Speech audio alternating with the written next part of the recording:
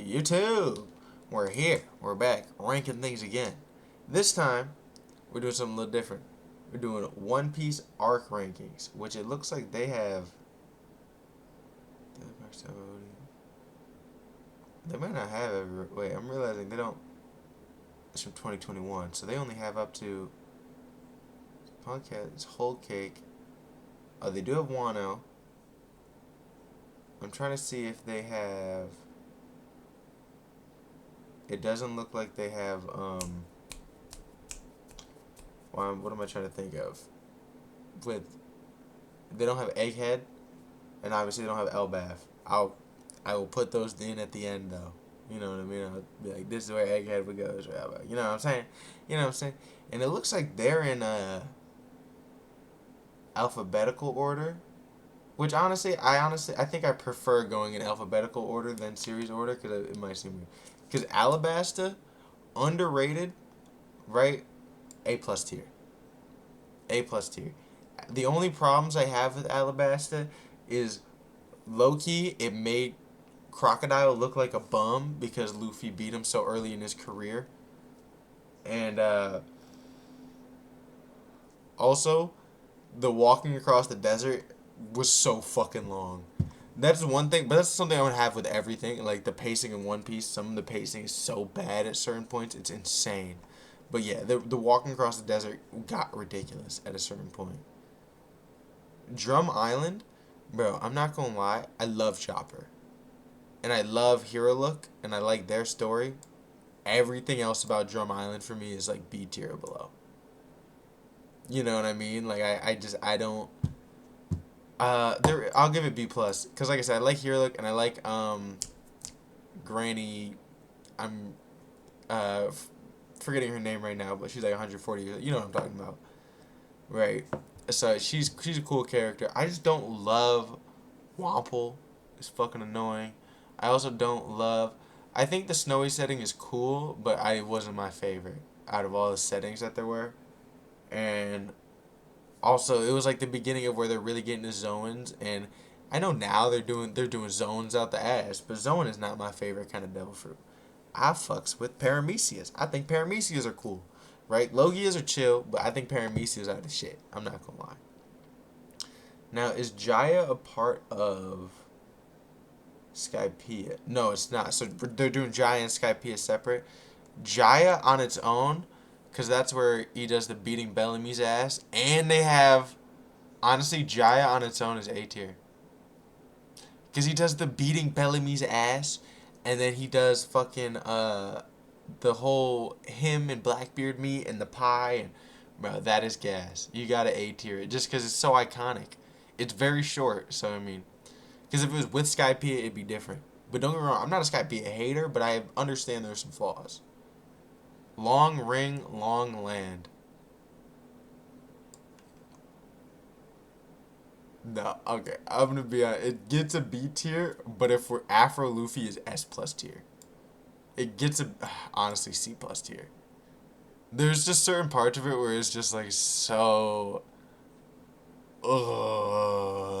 like it's funny, but there's other parts of it where I'm just like this is fucking annoying. Like it feels like we're not even making progress in the show or going on like a fun little side adventure. Like we're just facing this annoying ass dude. But I stand on the fact that I think Long Ring, Long Land is gonna end up being one of the most important arcs, like to the lore. Like lore wise, it's going to be up there as fuck. That's why I tell people you can't skip it. There's nothing you can really skip because I'm pretty sure lore wise it's gonna go crazy. Water 7, S plus. S plus. I love Water 7. I think it's undeniable. Water Seven's the arc people watch and they're like, oh, at least the beginning of Water 7 through Water 7 and East Lobby, Marineford, like the whole shit that like you pretty much watch that and you're like, oh, this is why this is like the greatest show. Like obviously there's Ennie's Lobby and then there's everything, but then because I feel like once you get through Ennie's Lobby, you're already hooked, and then there's Marineford around the corner, bro. Right around the corner is Marineford, bro. Like that. Come on, bro. Come on, bro.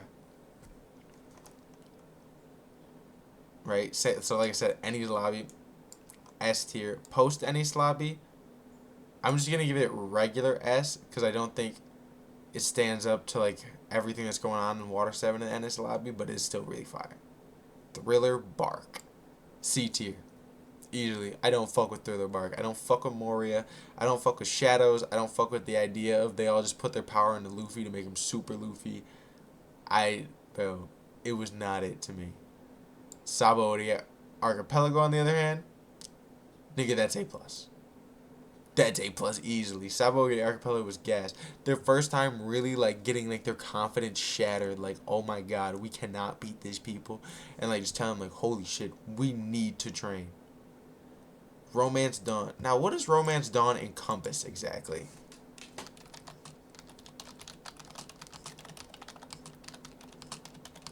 Like, how much of the beginning is Romance Dawn? Just episodes 1 to 3. Okay, that's what I thought. I didn't know if it was like, okay, just episodes 1 to 3, honestly, in the most real way.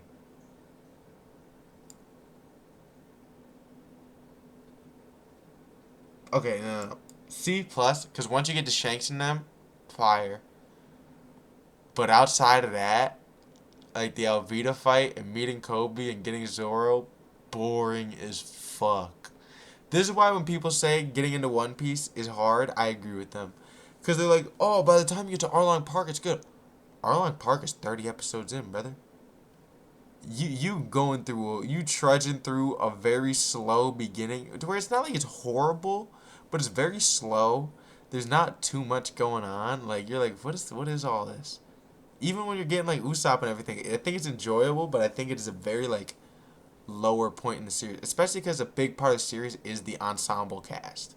Once you don't have the ensemble cast, they're still getting together. It's kind of hard to run the story off of Luffy and Zoro, who Zoro barely talks, and Luffy is a dumbass. You know what I mean? You know, like, hey, appreciate the follow, hating club. But that's what I. But like I said, obviously there's like the shit, and then once you've watched a good amount of One Piece, going back and watching Romance Dawn is way better. Like I think second watch after you watch a bunch of One Piece is literally like S tier because you're like, holy shit, this is like the beginning of the story. But first time watching it, Romance Dawn is hard to get into. Dead ass. Amazon Lily B. I think it's B tier because I think Boa and them are cool. I just don't think there was too much hype. I didn't love Amazon Lily, but I didn't hate it. You know what I mean? Impel Down. S. Easy S plus. Marineford. Easy S plus. I like that. If you don't say these are S plus across anime, like people say these are some legendary arcs. The post war arc, I'm the same thing as the Enies Lobby. I mean post Enies Lobby. I'm just putting regular S because I do like it a lot, but it's not as intense as like the real main meat of it all. The return to Sabaody, also S plus. Because they came back cold as shit and just was dogging everybody, bro. Like, because at first we saw the fakes and we are like, what the fuck? And then they just came back and we see, like, bro, it was like Usopp and them just immediately made the fakes look like fodder. Usopp fodderized and we were like, oh, that's Usopp? What's Luffy gonna be like? Now, Fishman Island. I like Fishman Island, but it really does follow along with the trope of we just had a time skip, so now we need to show that we can beat ass. You know what I mean? And if we're not beating ass, it's because there's some kind of like there's some kind of uh like handcuffs on them, if you know what I mean. Like in Punk Hazard, the whole thing was it's because they do the same thing in Punk Hazard. The whole thing is the handcuffs or they switch bodies. And in Fishman Island, they don't even do that as much. Low-key, the handcuffs, they need to figure out who the enemy is or where he is to kill him. Not kill him, but, Punk Hazard, C. I don't love Punk Hazard at all. I think I like Caesar, but I think Punk Hazard as an arc is low-key boring as fuck. Like, it's cool. I think they have really great concepts, but I think it does, again, follow along with the whole idea of we just went through a time skip, we need to beat ass, so we're going to.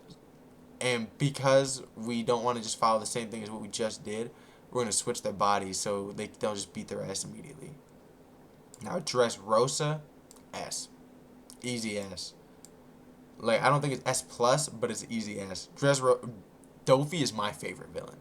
That nigga is scary and he's cold and calculating. That's one of my favorite niggas, bro. He on that shit. Zoe, I give it an A. Mostly because I really like the characters of Zoe. I really love the setting of Zoe. I love how it progresses the story. I don't love the fights that go on. Like, you know what I mean? I don't love how the Minks fight. Like, watching their fights are never super entertaining for me. But Zoe in general, very cool. It's a very dope idea. And the idea of how Zunisha is going to come back in the final war, fucking gas. Straight gas. Whole Cake, A+. I do like it. What I don't like about Whole Cake is that we lose half of our cast. I think we gain a lot of great side characters that we use instead, but it was crazy not seeing Zoro for like 2 years in real time. Not seeing Zoro 2 years in real time was a rough game. It might have been more than two. We didn't see Zoro for a long time, real life time. Orangetown. Orangetown's right there with that romance. Dawn, gang. First time watching it now after you watch the whole thing, it's great. Like the nostalgia, everything, amazing. And seeing Buggy, honestly, no, it's still in C plus. Because Buggy is a funny villain at first, but it still does that kind of same thing where it's kind of slow. You're not really sure where this is all going. You're like, what's all going on? Appreciate the follow, Rach. Now Reverie. Honestly, I think Reverie is A plus. Just I'm gonna give it an A, but low key it could be an A plus, just because the world building of Reverie, gas, bro. There may not be fights in it, but the world building is gas, and you know what I mean. We finally get to see the Revolutionary Army really start to make a move. Syrup Village, I'll give Syrup Village a B. Honestly, I want to give Syrup Village like the highest of C pluses. Like I said, it's these first 30 episodes are rough on the first watch through. They're slow. And Usopp's annoying when you first meet him. No cap. Usopp's super annoying when you first meet him. Wano, S plus. Easily S plus, bro. The raid on the fucking Onigashima, everything. And just like the weight, like that we've been building up to Wano for years, and we went there and it was gas. And the first Spring Island, everything about it was gas, bro. Wano was one of them ones. Like you could, oh my god, you could show someone Wano on its own, like without even showing the rest of the series, and they'd be like, oh my god, this is fucking amazing. Baratie, A. I fuck with Baratie. Once they introduce Sanji in that bitch, that's also part of it where I'm like, oh, we're getting into something. We're starting to get into something, right? Baratie, because Sanji's one of my favorite characters. I'm not gonna lie, the anime does him wrong now. They make him just seem like some perv, lame ass nigga, bro. But I swear in the manga he's a little bit better. But even then, Oda does him wrong. He has so much potential to be a great character, and then they just throw him into the fucking I'm horny trope. It's a shame. Arlong Park, S tier. This is what I mean. If you do get those through those first 30 episodes, once you get to Arlong Park, you have made it. You have truly made it to you're about to see some great shit. Arlong Park is gas. First time you see like one of the really sad fucking backstories where you're just like, holy shit. Like, don't get me wrong, you see Zoro's backstory, you see Usopp's backstory, but Nami's is different level. Nami's different. Like you're like, holy shit. That's when you realize like, oh, Oda gonna fuck us up. He gonna build us up to tear us down this whole time. Logtown, I give it a B plus because I think Smoker's great. Seeing Luffy's dad for the first time, Dragon, that's cool and all. And when Luffy almost died, I actually thought to myself, I was like, are they really gonna kill the main character? Like, how does he get out of this? And obviously, it's low key bullshit that Dragon was there, but also it's like, of course, Dragon's gonna be kind of watching his son. But yes, Reverse Mountain, just a regular B. I mean, don't get me wrong, meeting Laboon and everything is fire, but you know, it's cool. Oh, you know what I forgot to forget about mention? Thriller Bark, it may be a C, but Brook is an amazing character. I haven't mentioned Brook this whole time. Top tier, one of my favorite characters. Don't get me wrong. I don't like Thriller Bark. I love Brook. And I love that we were looking for a musician for so long, and then what we got is an undead skeleton. Oh my god. Whiskey Peak, Honestly, I give it a B. You know, I think it was really good build up for Alabasta, and it was kind of a good setup to see how this series is gonna go. Where it's gonna be like, oh, so we go to smaller islands that are gonna mention the big main island, and then we go to the big main island and really take care of the problem. And it was a good kind of intro. Little Garden, I give it an A. Dory and Bragi are so much fun, and they introduced the idea like there's more than just humans on this planet. Like shit can get freaky, wacky, wild in this bitch, especially with the devil fruits that introduced on Little Garden. Little Garden with some gas, and us seeing Dory and Bragi again finally in Elbaf, fire. Skypiea. So many people for so long you could skip Skypiea.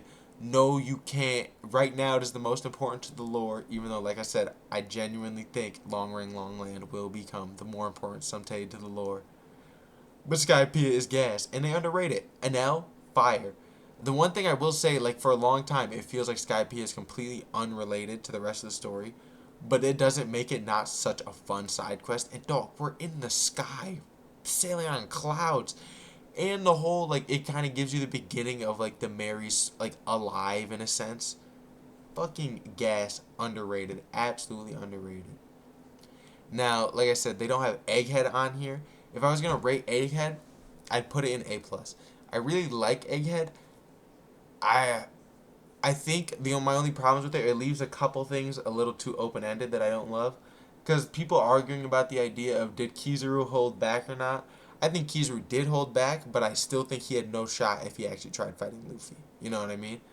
Uh, and then I just don't love like Saturn and his powers and everything. I think literally everyone else is cooler. I don't like Saturn.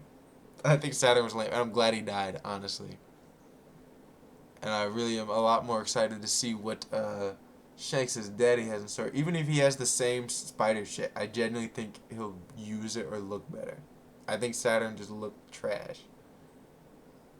But and then Elbaf right now. I know we're only in the middle of Elbaf. Elbaf is literally an S+ right now.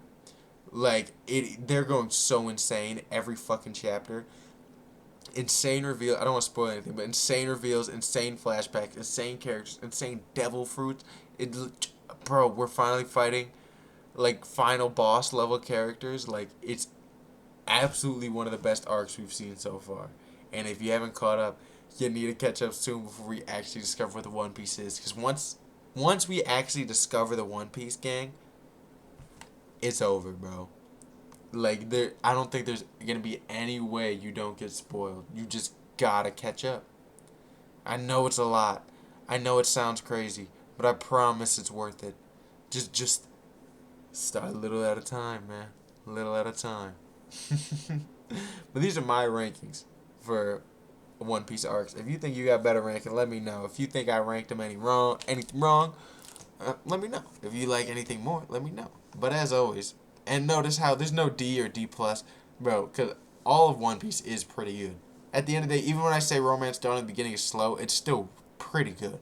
You know, and like I said, once you watch it all, going back and watching these now is literally S tier for me. Except for Long Ring Long Land. It was always S tier for me personally, because I think it's after Luffy's goated. But also, the Foxy is fucking annoying sometimes. Like, holy shit. But as always, if you're watching on YouTube, come check out the stream sometime. Let me know if you want me to rank anything else. And thank you guys for watching.